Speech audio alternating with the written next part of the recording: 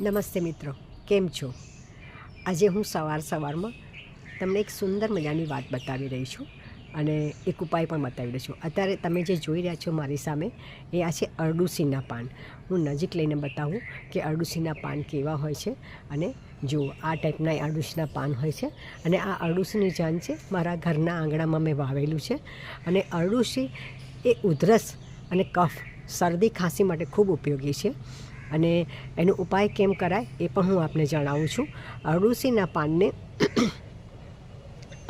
5 થી 6 પાનને આપણે લઈ અને ઝીણા ઝીણા સમારી અને મિક્સરમાં અથવા તો તમે ખલમાં વાટી અને એક અડધો કપ જેટલું પાણી, વધારે પાણી નહીં લેવાનું, અડધો કપ કરતાં પણ ઓછું પાણી લેવાનું. અને પાણી લઈ અને એને કપડાથી ગાળવાનું.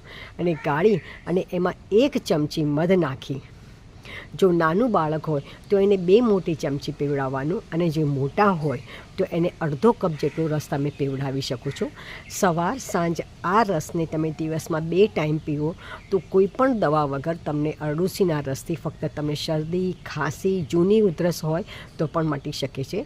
મિત્રો, જૂની ઉધરસ હોય ને તો થોડો લાંબો ટાઈમ આપણે પીવું પડે છે, પણ તમે એને પી શકો છો.